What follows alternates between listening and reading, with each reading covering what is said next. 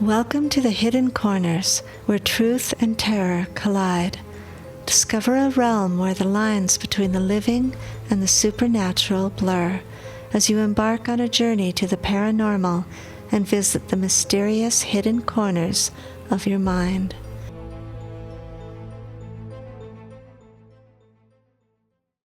Now, this is Book 5 of the Wolfman Chronicles, Episode 63.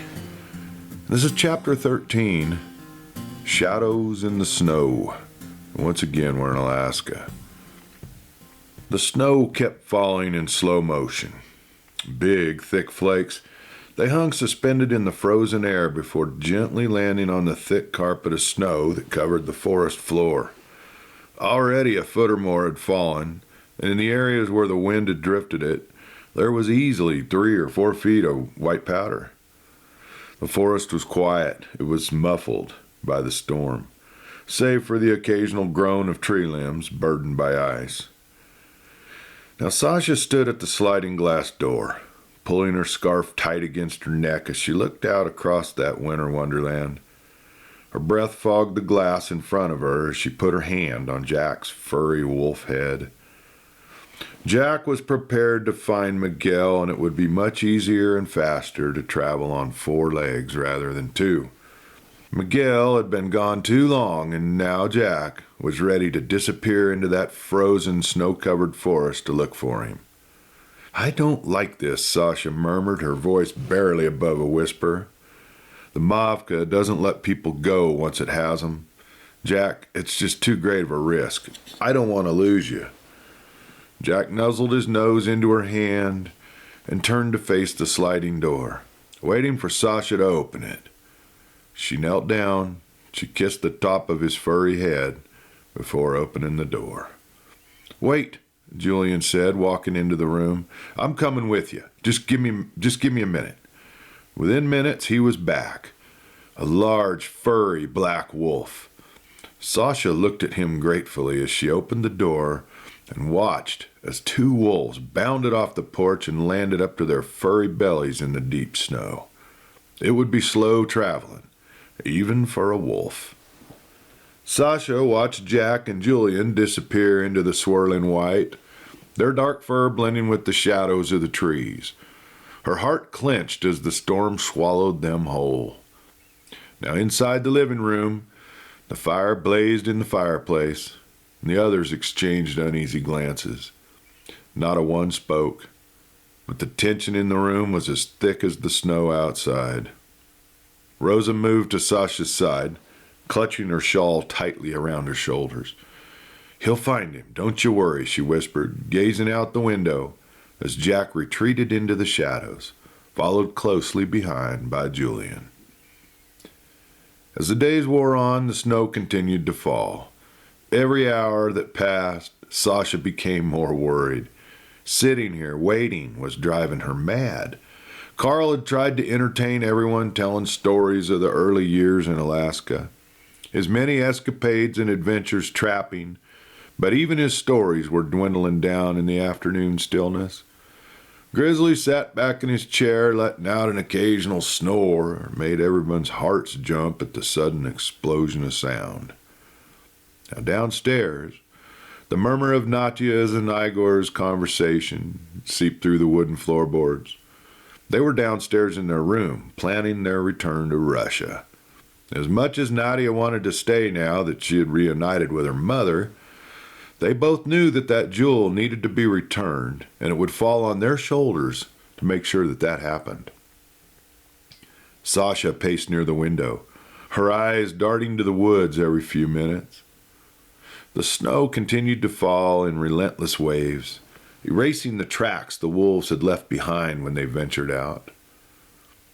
Carl moved to the fire, feeding it another log. The flames roared to life, their crackle momentarily masking the silence in the room. "I guess I wasn't aware that Julian was a wolf too," he mentioned to Sasha. "Well, he comes from a long line of gypsies. It's an interesting story how his mother was kept in a cage and experimented on by one of Hitler's doctors. Ask him to tell you the story of his family sometime. He doesn't talk about his life in Germany much, and I don't think I've even heard the entire story." Her voice drifted off. She stared back into the woods. "Carl, come look, quick. I thought I saw something out there." Carl walked over and looked over Sasha's shoulder into the dark forest, beyond that snow-covered meadow. "Well, I don't see anything but falling snow." "Well, just wait a minute. Over there, I saw it again." Sasha stared ahead, willing the apparition to appear. "Well, your eyes are better than mine. I don't see anything," Carl said as he squinted his eyes, as if that would help sharpen his vision. Suddenly, from out of the shadows, a figure appeared, flanked on either side by snow-covered wolves. "It's him!" Sasha exclaimed excitedly. "It's Miguel and Jack and Julian." "Rosa, Juanita," Sasha called into the kitchen. "They're here." Rosa and Juanita came rushing out of the kitchen, dusting flour and powdered sugar off their hands. They'd been making Mexican wedding cookies. That was a traditional holiday cookie. It had helped them take their mind off of worrying about the men. Now everyone stood looking out the window.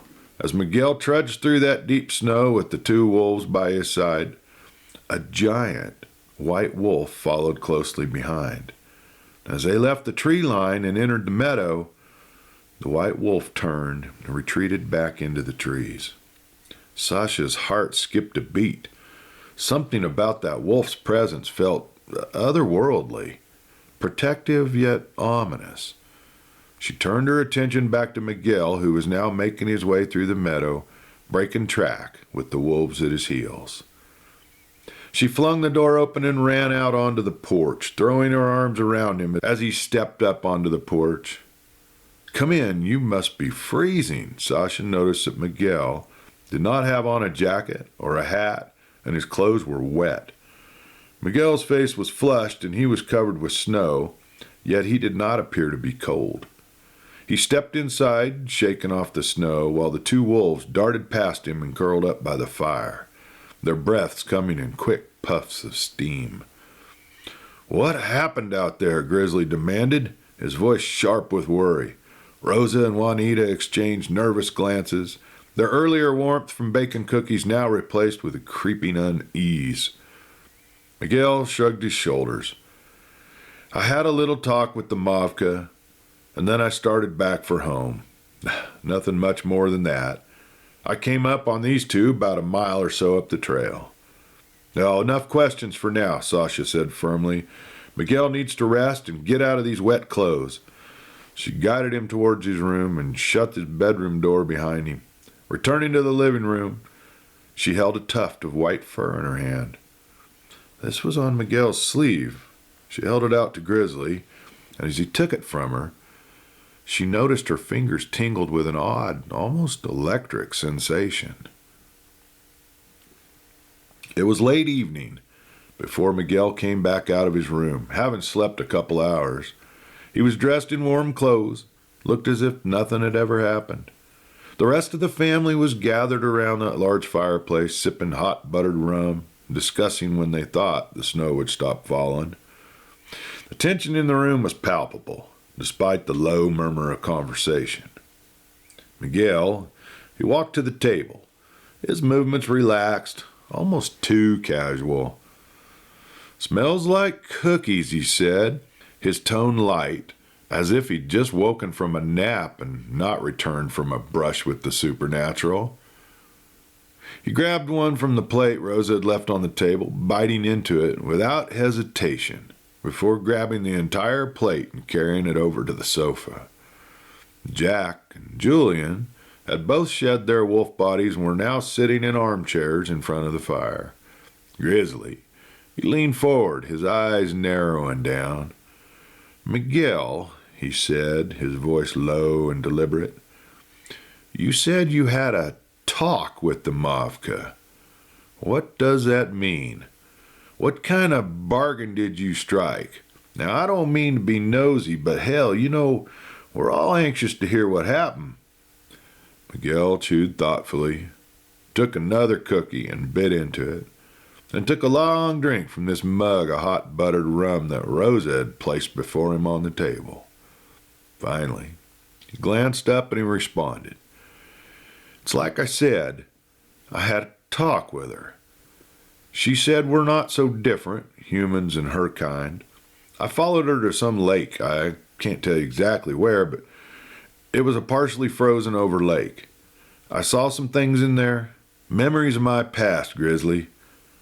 The mavka, she gave me a choice. I could either die and be with my loved ones from my past, or I could live and belong to her. I chose to live. But what does that mean, belong to her, Miguel? Sasha asked. Again, Miguel shrugged his shoulders. I guess it means I have one foot in this world and one foot in hers. But she let me leave.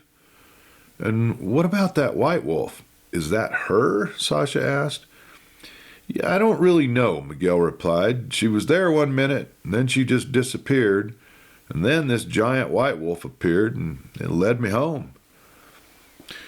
Well, with everyone finally retired for the night, the storm outside had eased to a gentle snowfall. Sasha, she lay awake in her room, snuggled up next to Jack, listening to the wind whispering against the windows. Her mind raced with questions. Why had Mavka let Miguel go?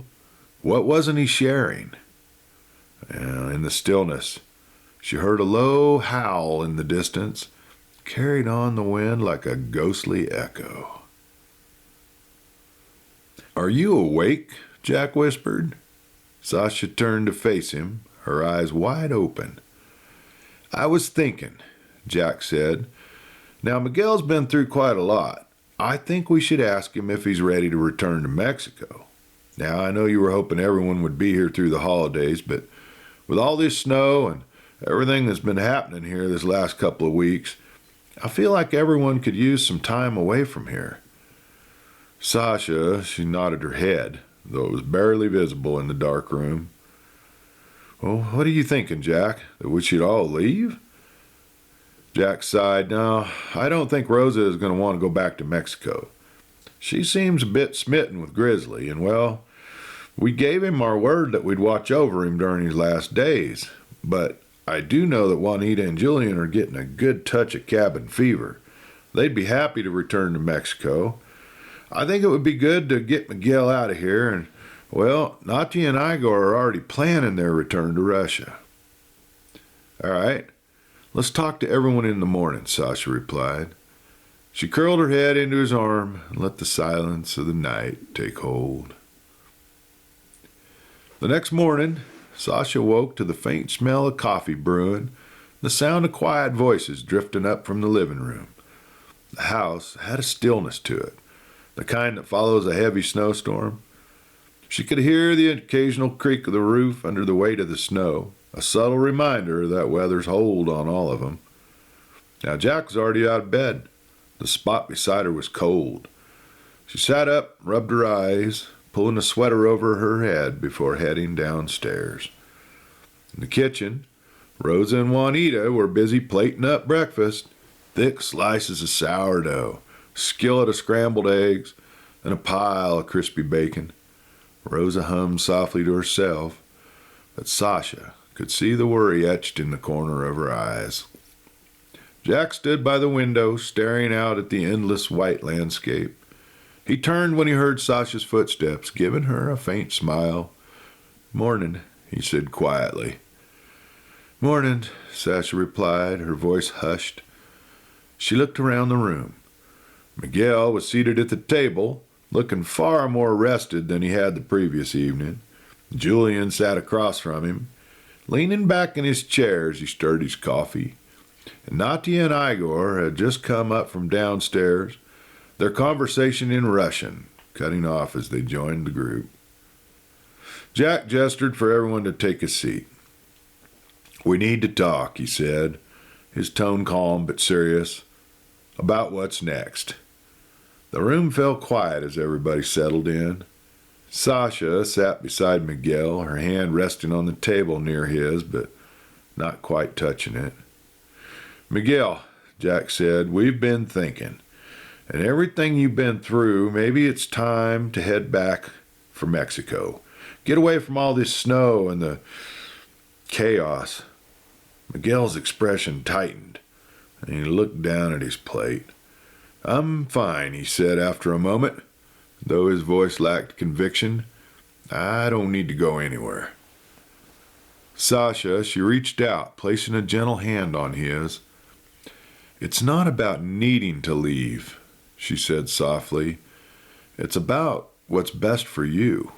This place, this winter, it's heavy. Maybe some sunshine and home will help you feel more like yourself again." Miguel looked up at her. His eyes were shadowed. He didn't speak. Jack turned to Juanita and Julian. "What about you two? I know this snow can make you feel trapped for days on end." Julian chuckled. "You can say that again. I think we'd both be happy to head back to Mexico. Right, Juanita?" Juanita nodded, though her gaze flicked toward Rosa. "Yes, definitely. But what about you, Rosa?" Rosa hesitated, her eyes darting to Grizzly, who was seated in his usual chair, pretending not to listen. Now she smiled softly.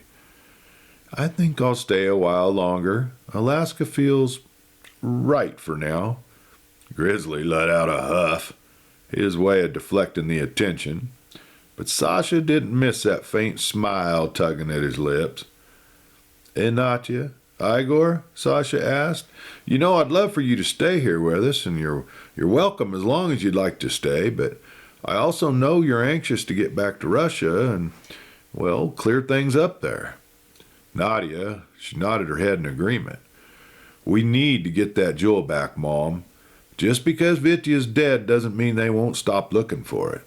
Igor and I have a plan, and we can discuss this later, but I think we'll be leaving right after Thanksgiving." Sasha glanced around the table, her heart heavy despite the practicalities of the conversation. The group had come together under strange and extraordinary circumstances, and was now beginning to drift apart. It was inevitable, but that didn't make it any easier. She had finally been reunited with her daughter, and it would be difficult to see her leave. Miguel, he took a deep breath. "I need to stay here, Jack. I don't think I can return to Mexico." He turned to his sister. "Juanita, I want you and Julian to take over the ranch. It's yours." But Miguel, that's your life," Juanita exclaimed. "Not anymore," Miguel replied. "My life is here now, like it or not. And it's not all that bad, so don't go feeling sorry for me. I kind of got the best of both worlds here, as long as Jack doesn't kick me out of the house," he chuckled. "You know how I love beautiful women. Well, I went and got myself hitched to a mavka. What do you think about that?" he laughed. "Miguel, you know you're welcome here," Sasha replied. "But I feel so guilty that it was that stupid jewel that trapped you. It's all my fault." "I don't feel bad," Miguel replied. "I was done with Mexico anyway. Now I like it here. And if I'm keeping an eye on this place for you, well, it gives you and Jack the opportunity to leave if you want to. You can head back to Montana and get that ranch sold. You can carry on with your lives. I'll be just fine." As the meeting ended and everyone dispersed, Sasha lingered by the fire, staring into the flickering flames. Jack had come up behind her and resting a reassuring hand on her shoulder. "I'm worried about Miguel," Sasha said. "Yeah, I know you are," Jack replied, "but he can handle this. He'll figure it out. And like he said, it does free us up to travel a bit. I need to get rid of the ranch in Montana, and we could use a little break from this place. Now, if you could go anywhere in the world, where would you want to go?" Sasha, she thought about it for a few moments, then replied, "Ireland." Jack laughed. "Ireland? Well, okay then." He put his arms around her and pulled her close. "I think we should go to Ireland, just the two of us. We can get married there." Sasha's eyes lit up, and in that moment, the weight of everything, the jewel, the mavka, the constant fight to keep everyone safe, seemed to lift. "Ireland," she whispered. The next morning, Miguel found Jack alone in the kitchen, sipping a cup of coffee and staring out the frosted window. The snow had finally let up, and now the task of snow blowing and plowing the road would begin after breakfast. "Heading to Ireland, huh?" Miguel said with a crooked smile as he leaned against the counter. Jack turned, slightly startled, but smiled back. "Word travels fast in this house." Miguel chuckled. "Sasha told me all about it this morning. She's worried that something will happen to me." Jack studied Miguel for a moment, his expression serious. "Are you sure about staying here, Miguel? It's a pretty big shift." Miguel nodded. I've never been more sure of anything. The mavka, she's not what you think. We've come to an understanding. I accepted her terms. She accepted mine. And for the first time in a long time, I feel like I belong somewhere. Now, I'll really watch over this place, Jack. You don't need to worry. Everything's fallen into place, just as it should. In Mexico, Catherine and Usko were making arrangements to leave for Colorado.